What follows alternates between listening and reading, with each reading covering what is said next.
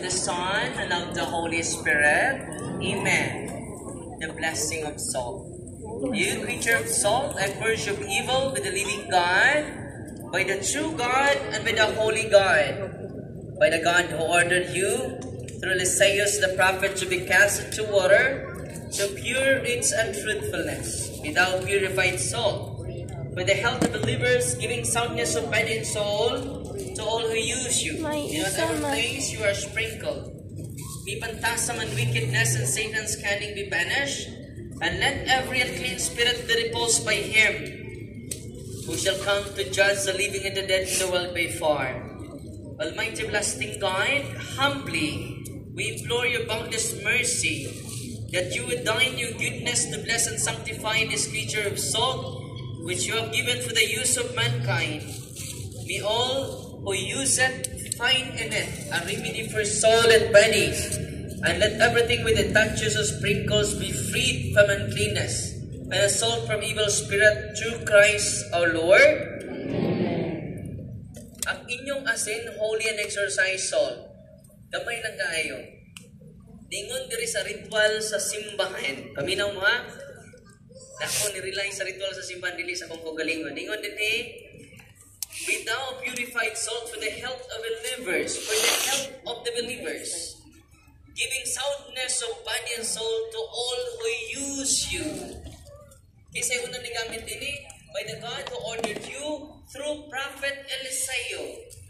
Si Prophet Eliseo may unang ni gamit ini. Yan o, nanan sa 2 Kings chapter 2 verse 19. Gi-curse, gi-poison ang sapa. O ang nanginom na nasakit o nangamatay pa dyan. Ipada sa Ginoo si Prophet Eliseo, nag-bless yung salt, ordinary lang na salt, o iyang isprinkle na ulian sa poison ang sapa. Against poison and curses. Kinsa ni gamit si Prophet Eliseo. Sabay, ingon sa ritual din Almighty blessing God, humbly we implore your boundless mercy, that you would deign of your goodness to bless and sanctify this creature soul, which you have given for the use of mankind. Para asa day?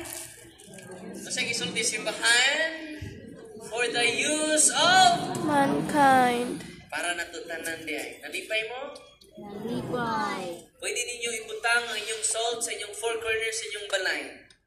It is physical and spiritual protection. Huwag mo na ang naasa ritual sa simbahan. Amen? Amen. Pasensya na lang mo kayo. Kaya kasabot ni ini. Pero nakasabot rapog ko nila. Dugang pa pagpasabot nato sa atong kaparian o sa katauhan sa Diyos. Nalipay ba marong gabi na? Nalipay. Sunod na tayo bless. Ang inyong soul, it is more than holy soul. It is holy and exorcised soul. Dito ko sa Dipulog na siya ang pari dito, nag-bless siya akong soul.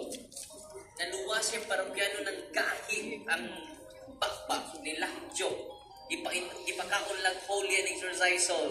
Ni suka pag-ayo o naulian. Ingon ang pari, Father, ang ordinaryo soul, nakaluwas lagi o nasakit. Marami no? Nalipay mo, wala? Si Father Ray sa Diocese of Dipolog. Karon, isunod na to ang pag-bless sa inyong tubig. I-open yung tubig. The blessing of water. Ang bigat Our ito, help is in the name of the Lord. You creature of salt, I purge of evil by the living God, by the true God, and by the holy God. Ako ipagunit ni Papa. That you may be water fit to brace us against the envious foe. May you be empowered to drive him forth and exalt him together with his fallen angels by the power of the self-same Jesus Christ our Lord, who shall come to judge the living and the dead in the world by far. O God, who for man's salvation does dispense wondrous mysteries with efficacious sign of water, hearken to your prayer, pouring forth your benediction upon this element which we consecrate with manifold purifications, Let the scriptures serve you in expelling demons and curing diseases. Whatsoever it sprinkles in the homes of the faithful, but cleanse and delivered from harm.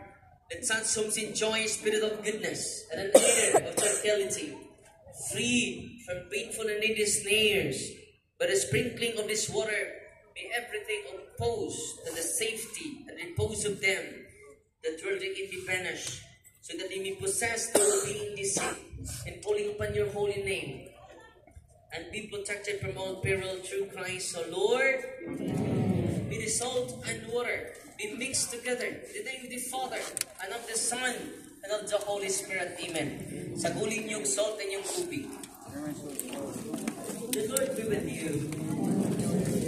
Author of invincible strength and King of unconquerable power, ever the Lord is with you of at time, who restrain the force of the adversary, who overcome the fierceness of the enemy, who valiantly put down hostile influences, prostrate and fearsome we beseech you, Lord. Consider kindly this creature of salt and water. Make it honored and sanctify it with the due your sweetness, wherever it is sprinkled in your name. May devilish infection cease, venomous terror be driven afar, but let the presence of the Holy Spirit be ever with us, as we implore your mercy to our Lord Jesus Christ, your Son, who lives and reigns with you, in the unity of the Holy Spirit, one God, forever and ever. Tanan yung tubig, holy and exercise water. Tanan ninyong sacramentals after sa blessing, masanay mag-possess, init kay na nila. Sa yun na kayo pag-determine kung ang tao possess or hindi, pasok sila sa tubig. Di ba mabugnawan ang tanan? Pwede. Pwede. O niya, ang inyong salt, pwede nyo na isagol sa inyong inunan. Holy exercise. Sama ninyo ang exercise water, sprinkle ninyo. Paminawan ninyo ang ritual. Whatsoever, let the scriptures serve you in expelling demons. Okay. Okay. And curing diseases. Plural. Ikon. Pag-sprinkle nasa ritual. Dili na ako. It is the ritual of the church. Grabe, no? I-sprinkle mo pa doon ka matog. Unya, daghan kay kong experience. Abi ninyo sa minister of exorcism, mga paso sila magpakiluoy sa exorcise. Darwin, ayaw namin sa pligyan ng imong tubig, anong init man ang tubig mo, Darwin. We will now go, Darwin. Ako lang yung pasirita ng mga yawa sa holy and exercise water. Maturture sila. Grabe, no? Ako ng atong balay, na-torture ang mga anak ninyo, giharas sa demonyo, sa obsession, sa una-una o sa kasing-kasing, gamitan ninyong holy and exercise water. Amen? Mulid ang sacramentals, kini sacramentals, mulid ni siya nato sa sacrament. The source of grace, instituted by the church, by Christ. Sunod, ang olive oil. Masig i-appeal po ninyong baby oil. Why appeal ng baby oil o efficacent oil? Yung tampal sa diabetes, wala na i-appeal. Wala na i-appeal sa ritual. Olive oil. Pwede na i-open ang oil. Okay? Ano lang i-open ang tubig kaya ito lang sagulan ng salt. Okay? The blessing of oil. Our help is in the name of the Lord, who made heaven and earth. God's creature oil, I cast out the demon from you, by God the Father Almighty, who made heaven and earth and sea, and all that they contain. Let the Osiris power, the devil's legions, and all Satan's attacks, and inclination, be dispelled, and driven afar from this creature oil, let it bring health in body and mind to all who use it. In the name of God the Father Almighty, the name of Jesus Christ, the Son of the Lord, the power of the Holy Spirit, the advocate, as well as the love of the same Jesus Christ our Lord, who is coming to judge both the living and the dead, and the world by far. Lord God Almighty, before whom the hosts of angels stand in awe, and also the service of knowledge, may please you to regard truly to bless and follow this creature oil, which by power has been pressed from the juice of olives, to ordain it for the sick, so that when they're made well, they may give thanks to you, the living and true God, Grant, we pray, that those who use this oil, which we're blessing your name, may be delivered from all suffering, all infirmity, all the walls of the enemy. Let it be a means of averting any kind of adversity from man, made in your image and redeemed with precious blood of your Son, so that he may never again suffer the sting of its serpent through Christ our Lord. Ang inyong oil, holy and exorcise oil, because of the prayer of the church. Amen? Amen. Grabe kayong gahom sa simbahan. Gahom sa angyang Yahweh. Yahweh gikan sa langit o sa pagpadpad gikan ni Kristo. Amen? Amen. Karon, ang holy and exorcise oil, ikuros ninyo sa inyong senses. Mag-consecrate ko sa inyong senses niya. After sa blessing, before ta mamahuli. Pakapinan ako ninyo. Kung palit ko, kinamos doon naman yung pakapin una. Inoon, yun ikuros sa inyong senses, gamitan ninyo. Pwede nyo danon, bisan asa. Sabi nang mag-travel mo. Grabe kayo mga... Sabi ninyo anong grabe ka appreciation ako sa sacramentals. Eyewitness ko. Ganun daghan ng mga tao. Kining mga tao naka-experience na sila sa atong isulti kaninyo. Amen?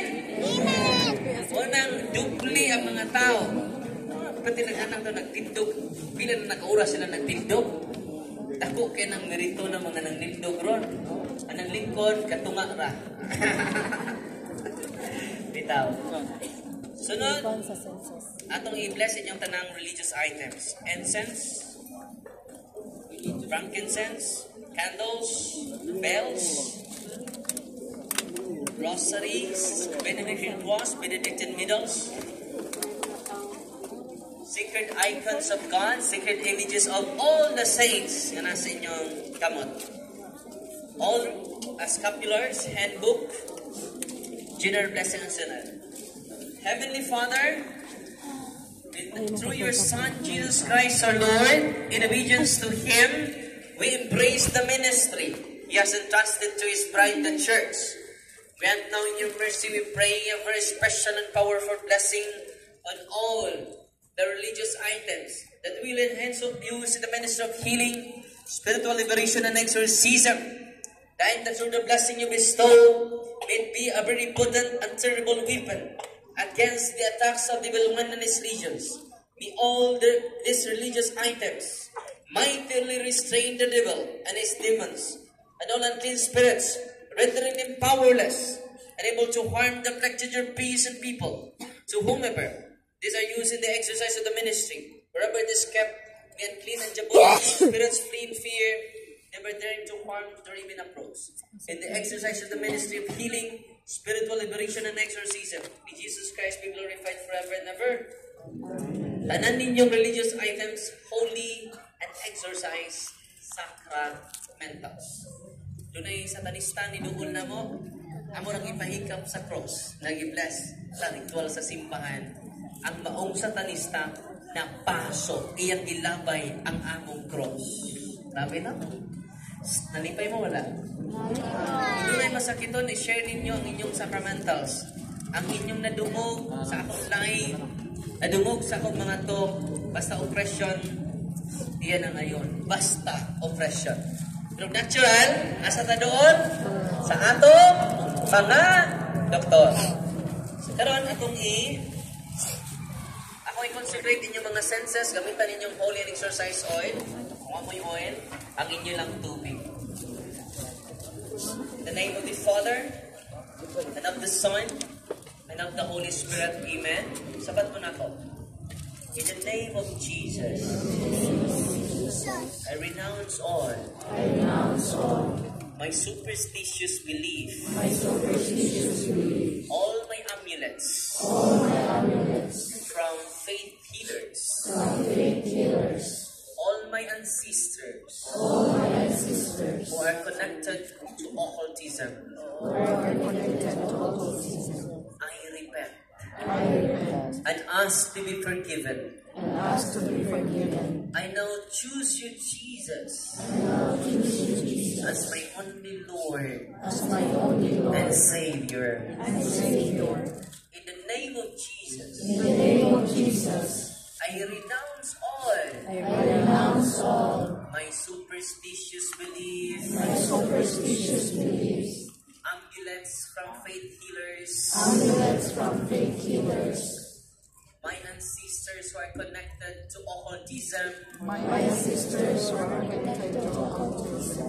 I repent and ask to be forgiven.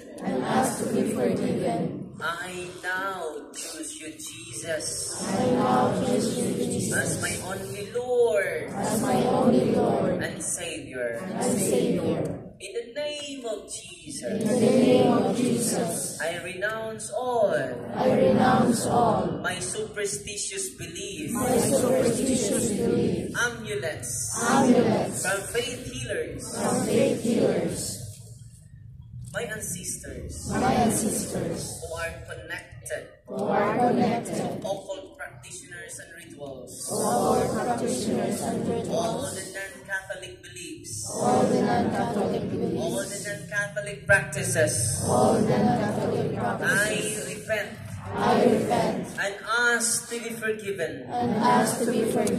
I now choose you, Jesus, as my only Lord and Savior. I consecrate my life to the Sacred Heart of Jesus. I consecrate my life to the Immaculate Heart of Mary. I seal, I sign, and protected to the most precious blood of Jesus Christ. Amen. Ito po inyong kulog.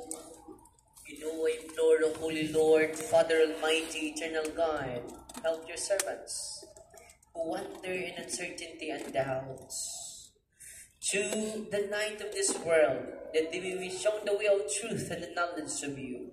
Open unto them the eyes of the heart, the better to acknowledge you as the one God, the Father in the Son in the Father, together with the Holy Spirit, and may they deserve to enjoy the fruit of this covenant now and forever, through Christ our Lord. Amen. Kung gamitan ninyong holy exercise water or oil, i-cross inyong mga senses. I consecrate your forehead that you may accept the cross of the Lord. Kurusin inyong aktan using the oil or water. I consecrate your ears that you may hearken the divine precepts, ang inyong mga dalunggan. I consecrate your eyes that you may see the grandeur of God, ang atong mga mata. I consecrate your nostrils that you may perceive the sweet fragrance of Christ, ang atong ilong. I consecrate your mouth that you may utter the words of life, ang atong mga baba. I consecrate your chest that you may believe in God at the dughan. I consecrate your shoulders that you may take upon the yoke of His service, ang atong abaka. I consecrate your hands that you may work to glorify His holy name, atong mga kapatid. I consecrate your